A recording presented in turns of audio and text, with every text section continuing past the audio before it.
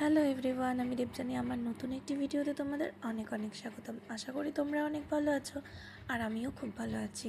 আজকে তোমাদের আমি একটা শুটকি মাছের রেসিপি শেয়ার করব। আর তার জন্য দেখো আমি সব ইনগ্রিডিয়েন্টসগুলো রেডি করে নিয়েছিলাম। ওই তো একই রকম তেলে যেরকম পেঁয়াজ ফোড়ন দেওয়া হয় সেরকমই তেলে পেঁয়াজ ফোড়ন দিয়ে দিলাম।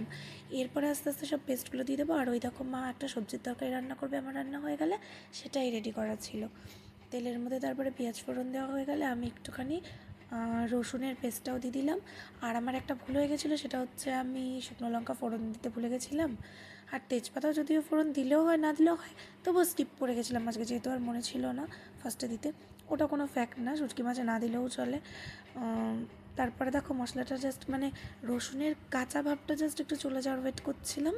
তারপরে আবার পেঁয়াজ আর শুকনো লঙ্কা বেটেছিলাম, ওটাই আমি দিয়ে দিলাম। আর শুকনো লঙ্কা সেরকম খুব একটা পরিমাণে আমি দিইনি, কারণ আমার বাবা তো শুটকি মাছ খান, তো উনি হচ্ছে এই শুকনো লঙ্কার পেস্টটা অতটা সহ্য করতে পারে না। তবুও শুটকি মাছগুলো আমি একটু দিলাম, নাহলে আমি অ্যাভয়েডই করি। ওই কাশ্মীরি রেড চিলি পাউডারটা একটু দিয়ে চালাই আর কি, অতটা তো ঝাল হয় না, ওটা জাস্ট একটু মানে ফ্লেভারটাই যা হয়।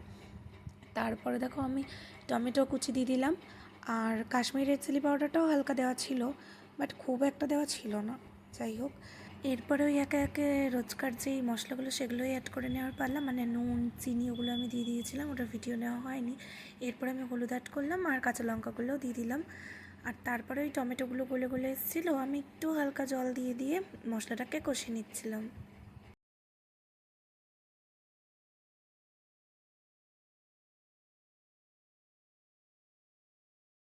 আর তারপর ওই তো মশলাটা কষে গেল, তারপরে আমি শুটকি মাছগুলোকে অ্যাড করে দিলাম।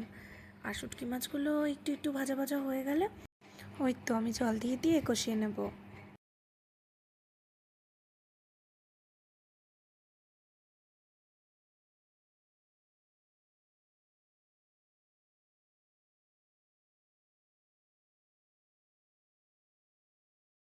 এরপর শুটকি মাছের মশলা ভালো করে মিক্সড করার পালা।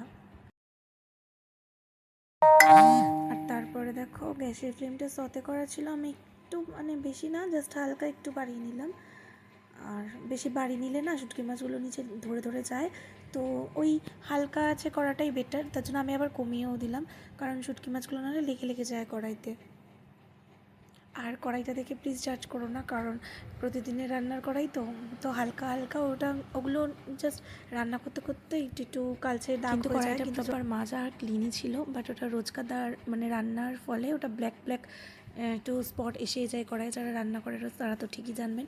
এরপরে দেখো ওই জল দিয়ে কষিয়ে কষিয়ে যে একটু তেল তেল ছেড়ে দেবে, মানে প্রপার রেডি হয়ে গেলে তেল পুরো ছেড়েই দেবে, তো তখনই শুটকি মাছটা ব্যাস রেডি কমপ্লিট। আর নামিয়ে দিয়েছিলাম।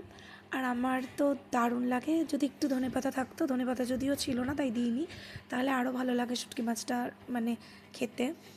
আর যদি আমার ভিডিওটা তোমাদের ভালো লাগে তাহলে প্লিজ একটা লাইক করে দিও আর সাবস্ক্রাইব করে দিও আমার চ্যানেলটাকে। Thank you for watching.